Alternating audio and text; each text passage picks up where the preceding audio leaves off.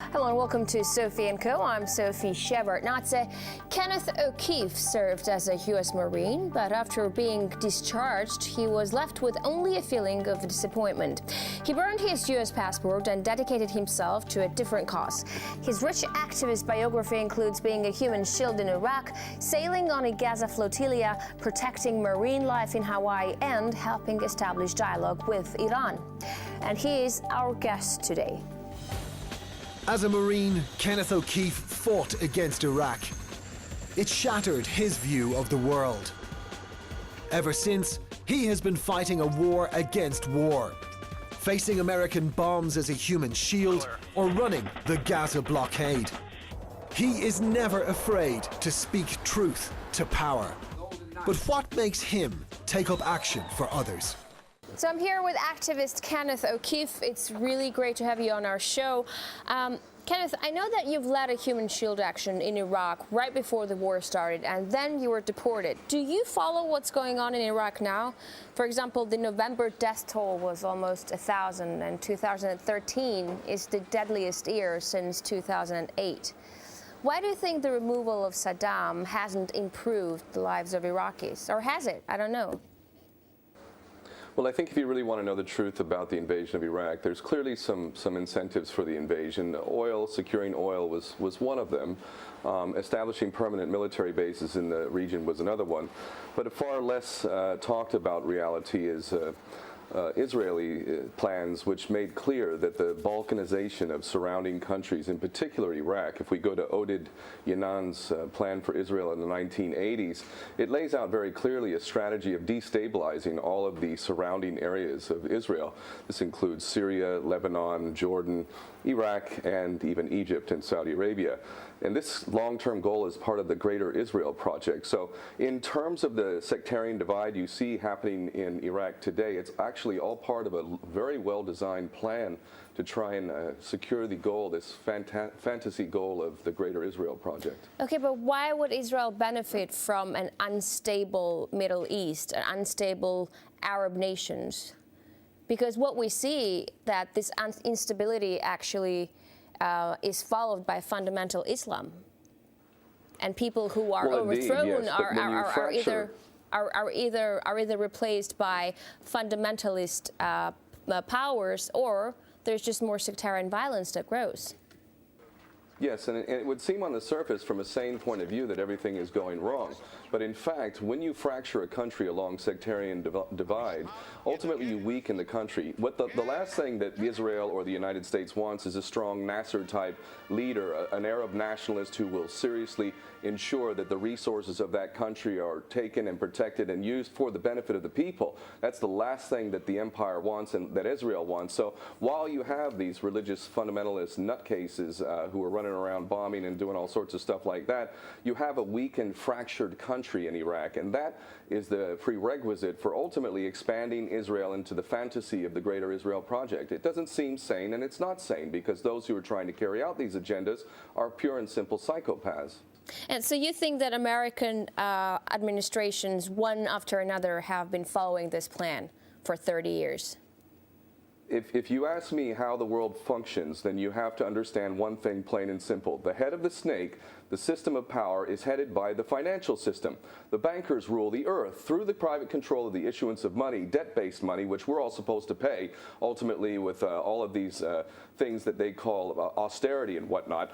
The bankers basically, through the control of the issuance of money, which allows them to provide themselves with an infinite supply of money, means they can buy anything and anyone that can be bought. So when we look at the vast majority of governments around the world, they're nothing more than puppets who are carrying out an agenda for the bankers. And the bankers at the top of this pyramid are, as I've said, plain and simple psychopaths. They're drunk on their own power. They're used to getting everything they want. They can buy anything and anyone that can be bought. And this explains the corruption of virtually every government we can look at. And the policies do not reflect the interests of the people. They reflect pure and simple the interests of the bankers. But Kenneth, if what you're saying is true, that governments obey the big banks and the big money, then it would really take the people and revolution in each country that you have named to actually change things around. Do you really see revolution taking place in America, for example? Well, it's already happening. I'll give you a great example of why I'm optimistic about things in America. You know, the President of the United States, traitor that he is actually a constitutional lawyer. He's actually trained at the highest levels of university in constitutional law. Do you know how obscene it is that somebody who is trained in constitutional law giving himself the authority to execute anyone, anywhere, at any part of the planet with no jury, no trial, no conviction, no nothing? This man is a dictator who has assigned himself the right to execute anyone, including U.S. citizens. I am confident that at some point the American patriots, who seem to be in a bit of a coma and have been sleeping for a long time, are going to wake up soon and realize that while they took an oath to uphold the Constitution of the United States, the President of the United States also took that oath and has breached it so badly that he should be arrested and charged with treason right now. And ultimately, all of the sycophants in the U.S. Congress who passed things like the Patriot Act and the National Defense Authorization Act, again, completely contrary to the U.S. Constitution, which is supposed to be the supreme law of the land. These people need to be arrested, and a government needs to be put in place that actually honors the U.S. Constitution. And I honestly believe that's going to happen. One way or the other, it's going to happen. But you just started your answer by saying that the revolution is already happening, and then you went on by citing everything that's going wrong in America. Like, for example, the NSA leaks, right? You kind of touched upon them. Nothing's really changing within American society. I don't see people coming out in the streets and protesting, even though they know that they're being listened to. Even Europe, look at Europe. Yeah, they express their outrage at the fact that they've been listened to, including the presidents, but nothing is really happening. It's not like America is cutting down on their NSA programs, and it's not like people aren't listened to anymore. So where's the revolution that you're talking about? Let me give you.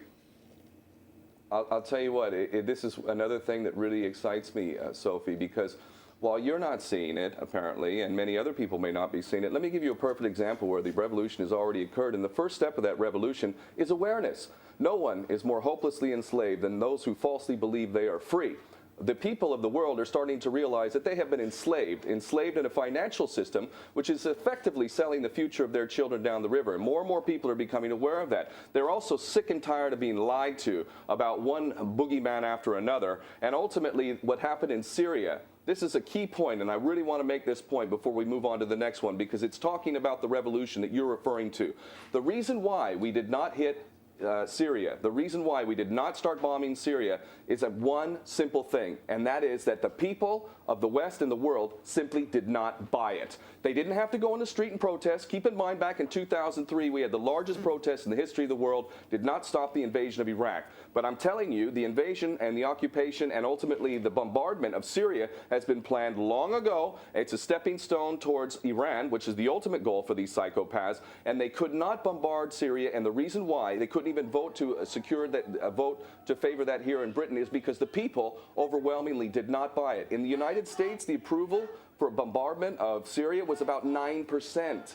That's why the U.S. Congress, which is a treasonous body of government, couldn't even go to a vote on it, because if they went to a vote on it and actually voted for another war, and this farcical war on terror, where the fantastic American servicemen took pictures of themselves saying, I did not join the U.S. military to fight with Al-Qaeda in Syria, says it all. If they had made that move, there would have been an open revolution. The powers that be know that the people are primed and ready to take major steps to stop this. And again, American patriots are going to go into the Congress and the White House eventually and arrest these cowards and treason traitors. But it's under the surface right now. It's getting ready. It's getting ready. And to show the power of the people, ultimately, we did not go into Syria. This is because the people did not provide the one key element for the powers that be, and that is their consent. If they don't have our consent, they can't do a damn thing. So you actually bring me to my next point, which is Syria, and you're saying the allegations in the Western press that it wasn't Syria but Iran that was the actual goal, the final goal, is true. What happens now if Assad starts to look like he is finally achieving a decisive victory? How will the United States respond, you think? Well, again, keep in mind that the real problem that Assad faces is that while, yes, there are major human rights violations that happen in Syria and in every other Arab country and the United States and the Western world, ultimately there are human rights violations of obscene levels, especially in the United States. So they're in no position to talk about other leaders. Our leaders, the United States president, can execute anyone, anywhere, anytime, and does. So how can we talk about Bashar al-Assad seriously and say that this man is a problem compared but Kenneth, to they Barack will Obama? talk about it, and the world right, listens to American president. That's the difference. They will talk about it. They keep talking about it. That was the whole purpose of why they wanted to overthrow Assad, because there were supposedly human rights violations in Syria. Yeah, but we can talk about the point that I'm making is that the U.S. president has given himself the authority to execute anyone, anywhere, anytime, for any pretext, any bogus reason. Is that more of a problem to the world than Bashar al-Assad? Of course it is. It's much more of a problem that the President of the United States says he can execute anyone, anywhere, anytime. And yet we're sitting here talking about Bashar al-Assad, which, granted, this man has committed crimes in Syria. There's no question of that. But when we look at the U.S. President, when we look at Israel, when we look at the Britain, this alliance, this true axis of evil between these three countries, the amount of devastation that has occurred in Iraq and Afghanistan and other parts of the world, Yemen, Pakistan, is so devastating. I think it's beggars belief that we as people can be conned into thinking that Bashar al-Assad is the problem, or that Ahmadinejad was the problem. We are the problem. We in the West are the problem, especially the United States government. So it really is quite ridiculous that we get manipulated into saying, oh, we have to take care of this problem over there. The problem is in our own backyard, and we know this. We've got to take care of our dirty, filthy house of corruption. The United States Congress is nothing but a den of traitors, the most sycophantic, disgusting traitors you can imagine. And the White House has got a dictator. This is a problem. This is a major problem, much bigger problem than what's happening in Syria or Bashar al-Assad. And we'll be back after a short break to talk about should Iran be able to develop its nuclear program, and also why is it so bad having an American passport? Stay with us.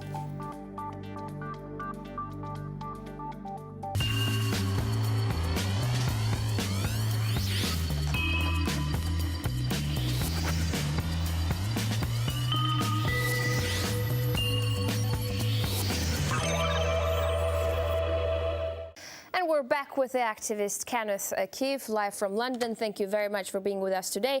Now, you have great knowledge and strong opinions about events in the Middle East. Iran has recently softened its attitude towards its opponent after decades of deadlock. Israel is annoyed. And how do you see that developing?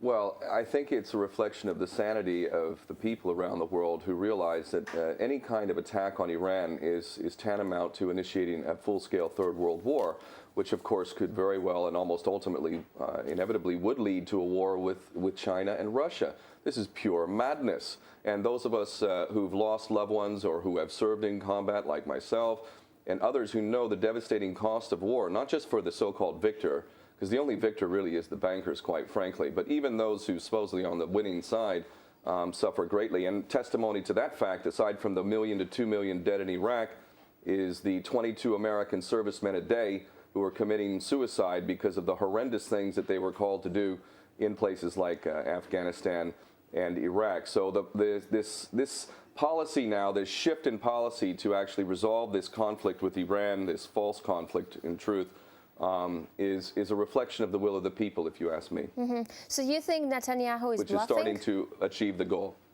So you think Netanyahu is bluffing? Because I've spoken to a couple of Israeli parliamentarians. I've spoken to Israelis, and they're all for a strike. Yes. No, I don't think that he's bluffing. He's an absolute psychopath, and he reflects the agenda for the powers that be in Israel. Each one of these players, Netanyahu, George Bush, Obama, Cameron, they're all puppets, and they're all supposed to read a different script at different times, depending on what the agenda is. The agenda is shifting slightly, and it looks like Israel and the people of Israel, the Jewish state of Israel, are like sheep being led to slaughter. Because ultimately the policies of Israel are completely and totally unsustainable. Even the CIA said in 2009 that Israel would not even exist within 20 years. Henry Kissinger himself said it wouldn't exist within 10 years, and the reason why is because its policies are totally self-destructive, and the puppet masters are quite happy to sacrifice the people of Israel. They're going to destroy themselves if they do attack Iran, because Iran can fight back and does have allies, and a lot of countries are sick and tired of Israel's threats to both its immediate neighbors and even to the rest of the world. When we look at the Samson option, I encourage people to Google Samson option and look at the threat that Israel has posed to the world if things don't go its way. But when you talk about the United States is Israel's main supporter, but right now we see that it's kind of open to Iran as well, knowing how much anxiety that raises among Israelis. What does it tell you about the U.S.? Well, it tells me that the people are beginning to realize their power. I think there's things that correlate. The approval rating for Barack Obama in the U.S. Congress is about as low as it's possible to get, somewhere in the neighborhood of 10%, 20% maximum. The people have come to a point where they are sick and tired of being lied to. They know they're being lied to. And when they see their so-called leaders trying to cooperate with Israel in yet another war that would lead to disastrous consequences for the region and for the United States and every other person involved, they've had it. And the reflection of the policies is indeed that of the people. It's the people who are sick and tired. And I do see that there is some demarcation going on here between Israel and the United States. But this is because the power of the people is rising. And as we saw in Syria, the Congress and the president was all basically saying the red line was crossed, blah, blah, blah, blah, blah. And this blatantly false flag attack in Ghouta in Syria has backfired. They were not able to carry out this agenda. And this is only empowering the people that much further. So you think Iran should be allowed to develop its nuclear program? I think it's absolutely hypocritical and insane that we would sit here and fixate on Iran and its supposed nuclear weapons program, which I don't believe exists. But nonetheless, who could blame Iran if they were developing a nuclear weapon? If the United States and the West taught any lesson to the rest of the world with the invasion and occupation of Iraq, it was that Saddam Hussein was a fool for actually disarming, because by disarming, all he did was make it that much easier for the empire to come in and destroy the entire country. So the lesson we teach to the world is that the best way to defend yourself is to get yourself a nuclear weapon. And of course, the biggest culprit of using nuclear weapons and producing nuclear weapons and weapons of mass destruction is my birth nation of the United States. And I find it absolutely insane that we sit here and talk about Iran's supposed nuclear weapons program when we know the United States is producing every kind of weapon under the sun, is spending more than every other military on the planet combined, and is involved in more war and more death and more suffering than every other nation combined. And yet it's sitting there on a pedestal talking about other nations developing weapons of mass destruction. It is insane that we even allow them to do this. The first nation that needs to disarm without question is the United States, and the first nation to be charged with war crimes and crimes against humanity is my birth nation of the United States. Once we start seeing actions like this, then we'll know that people in positions of power are serious, because ultimately the rest of the world is sick and tired of the impunity and the continuous threats of a third world war. So we've reached a point now where human beings around the planet are realizing we can't do this. We can't have a third world war. This is not a game. Okay, but you haven't answered my question. Do you think Iran should be able to develop its nuclear program? I think that every nation should disarm right now. Every nation that has a weapons program should be inspected by a legitimate international body, and those nations with the highest amount of weapons of mass destruction, nuclear weapons, are the first ones to start disarming. And when those nations start disarming, then I would say that the rest of the world will also have to show that it's disarming as well. But while the United States is able to maintain the largest military might in the history of this world and continues to use those weapons against all of the countries, I only see it as a pure hypocrisy that the West would say that other countries can't have such things. I don't want any weapons in this world, but it's not right for us in the West, and in particular the United States, to say that we can have all these weapons and the rest of the world will bomb you to the Stone Age if you even try to think to defend yourself. It's beyond hypocrisy. It's ridiculous. The U.S. needs to disarm first, and the world needs to insist on that. Now, I've read in your blog that you said this world needs one thing above all others, and that's sanity. But doesn't sanity depend on what side of the argument you're on? No, I think we were all sane when we were children, and unfortunately what passes as education is actually indoctrination, and through indoctrination we've turned into really largely a bunch of dupes who've enslaved ourselves without even knowing it. But when you regain the capacity to think for yourself, to actually become human, it becomes very clear. For instance, if we look at these politicians who historically lied to us over and over and over again, and we realize that the war-making industries are absolutely inherently interested in perpetuating war, and if we look at the people in positions of power and we see how they continuously reap major bonuses with the banks, they get bailouts to the tune of trillions, and yet we're being told that we're not working hard enough, that we're in debt, all of these things combined lead us to a point where we reach a certain level of sanity and realize, you know what, this entire system does not represent me. And in fact, every person on this planet, every single person on this planet is fighting the same enemy. And that enemy uses the financial system to enslave all of us. It doesn't take a genius to figure this out. In fact, more and more people are figuring this out. And a point of sanity brings us to a point where we realize, enough. This is a game that cannot be played. We're risking our own collective suicide here. And as a sane person, I will not contribute in any way towards this never-ending policy of war, which is leading us to the brink of destruction. And this is not about being intelligent. This is about being sane, first and foremost. The average person can understand this very easily. Now, I know that you have renounced U.S. citizenship more than three times, I think, right? So having a U.S. passport is a dream for so many people. What's so wrong with it? I mean, you don't have to agree with U.S. policies, but is America all that bad?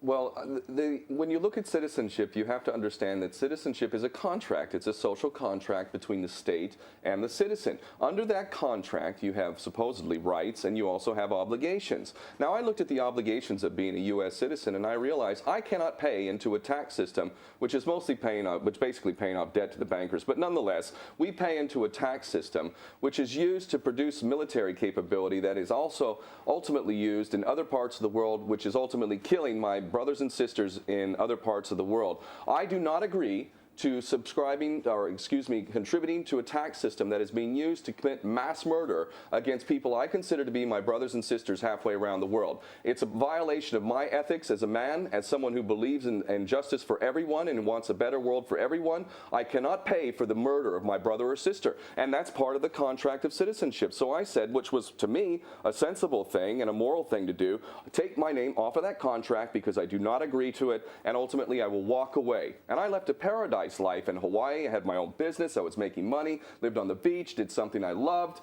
You know, I had a beautiful, beautiful life, and I walked from that because I absolutely 100% disagree with the actions of my birth nation and find them so criminal that I need my name to be taken off that list. I will enter into a contract again with the United States if indeed it carries itself with honor and will respect the U.S. Constitution. If the U.S. Constitution is indeed made the supreme law of the United States, then I will happily come back to my nation and adhere to the contract. So why did it take so many times to renounce the citizenship to actually terminate it? What were the Americans holding on to you for some special reason? Shouldn't it be just easy to renounce, to say, I don't want to be a citizen anymore, and period? Well, it's not. It's a difficult process. It's costly. You have to leave the country. You have to swear under oath. You have to hand over your passport. You have to fill out the forms. I've done all that. I would argue probably the reason why they have not honored my right of self-determination, a human right of self-determination, is because it could set a precedent, which could spark an imaginative idea that people could look at around the world and say, you know what? I don't actually agree with this contract with my nation any longer. I want to enter into a new contract. This is why I refer to myself as a world citizen. We're all world citizens. My human family is where my allegiance goes. I don't give my allegiance to one unit, one group, one nation, one religion. My whole human family is a brother and sister, and ultimately I give my allegiance to them. That's the contract I will honor. And if any other contract inferior to that one would try to compel me to pay for the murder of my brother or sister, I will not partake in that contract. I'm living here in the UK and haven't made enough money to even be taxable for the last 12 years, but I might make enough money this year to actually be taxable. And I'll tell you what, I will not pay into the UK tax system and fund the murder of my brothers and sisters halfway around the world. I simply refuse to do it. And I would argue that other people should look at a contract like that. And maybe if we all decide to enter into a new contract like that, we can end war for good. Mm-hmm. So you say you're a world citizen. Is there any place that you love more than other? Why are you living in the UK if you don't like UK policies? I love Hawaii. My adopted homeland is Hawaii, and the Hawaiian nation was stolen by the United States in 1893, and yet there are my Hawaiian brothers and sisters who are Hawaiian nationals and who know who they are and have not forgotten who they are and take pride in who they are. And if they have their way and I have my way, the Hawaiian nation will no longer be a military outpost for the United States, launching its wars of aggression against everybody, the latest boogeyman. Hawaii is the place that I long to live. I plan to return there, but I want the empire out of Hawaii. Hawaii is not an extension of the U.S. empire. It is a Hawaiian nation, and the people of Hawaii, the Kanaka Maoli, deserve to have their nation back. Thank you so much for this wonderful, interesting interview. That's it for today, folks, and we will see you in the next edition of Sophie & Co.